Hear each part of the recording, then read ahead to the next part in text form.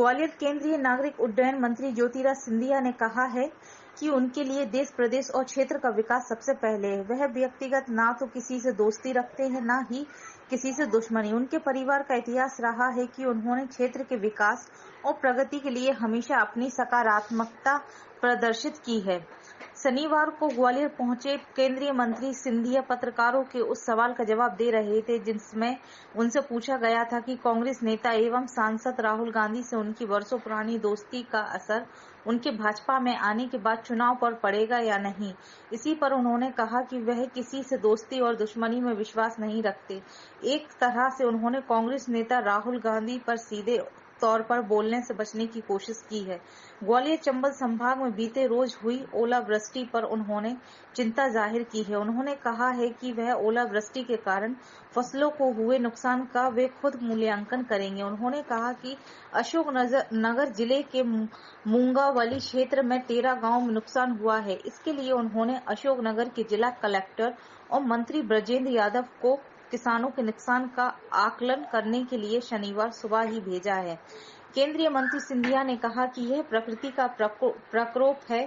ऐसे समय में हम अपने अन्नदाताओं के साथ खड़े हैं। एक सवाल के जवाब में हवाई सेवाओं के विस्तार को लेकर उन्होंने कहा कि अभी इंदौर से दुबई के लिए अंतर्राष्ट्रीय उड़ान शुरू की गई है, लेकिन उनकी कई एयरलाइंस से बात चल रही है। आने वाले दिनों में उनकी कोशिश होगी कि अंतर्राष्ट्रीय कनेक्शन को हम और ज्यादा बढ़ाएंगे। इंदौर से शारजाह का कनेक्शन भी करने की कोशिश की जा रही है। उन्होंने कहा कि वाइब्रेट विलेज के दौरे से वे हाल ही में पूर्वोत्तर राज्यों सिक्किम, अरुणाचल प्रदेश और उत्तराखंड के इलाकों का दौरा करके लौटे हैं।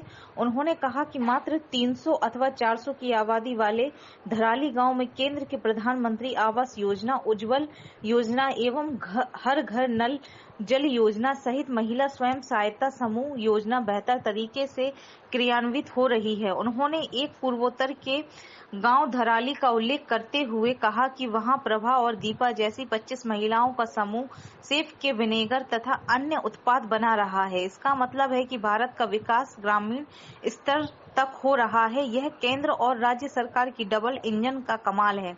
प्रधानमंत्री नरेंद्र मोदी के निर्देश पर सभी 70 मंत्री वाइब्रेट विलेज योजना के तहत गांवों का दौरा कर रहे हैं और वहां रात गुजार कर केंद्र एवं राज्य सरकार की योजनाओं की हकीकत जानने और समझने की कोशिश कर रहे हैं। ओलावृष्टि से नुकसान समूचे क्षेत्र में, संभाग में कई जगहों हुआ है।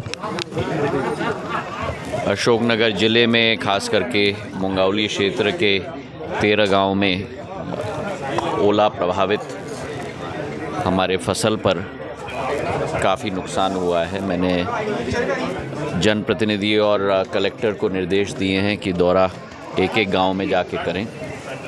अभी सुबह मेरी दोनों से बात हुई।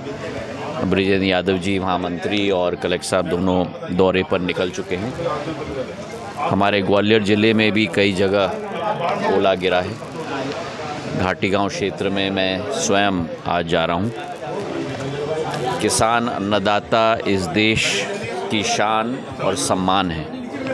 उनके संकट के घड़ी में सदैव सिंधिया परिवार का मुखिया और मुख्यमंत्री शिवराज सिंह चौहान जी सदैव उनके साथ खड़े हैं। प्रधानमंत्री जी का भी पूर्ण विश्वास और आश्वासन हमारे किसानों के प्रति सदैव रहा है।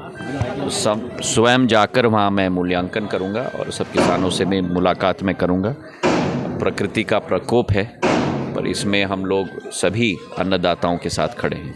हमारे प्रदेश में आने वाले दिनों में मेरी कोशिश है कि आवागमन की स्थिति में बढ़ोतरी ज़रूर हो। इंदौर के लिए मैंने कहा था कि अभी दुबई की कनेक्शन है, अंतर्राष्ट्रीय कनेक्शन मध्य प्रदेश से केवल इंदौर से दुबई के लिए है। आने वाले दिनों में मेरी पूरी कोशिश होगी कि इस अंतर्राष्ट्रीय कनेक्शन को हम लोग बढ़ाएं। कई एयरलाइन से मेरी चर्चा भी हो रही है और हमारी कोशिश है कि इंदौर शारजाह का कनेक्शन भी, क्योंकि शारजाह जाने में बहुत रुचि है हमारे प्रदेश के वासियों की, तो इंदौर शारजाह का भी कनेक्शन हम लोग आने वाले दिनों में हम लोग शुरू करेंगे। आने वाले दिनों में हम लोग करेंगे। मेरी न किसी से दोस्ती और न किसी से दुश्मनी।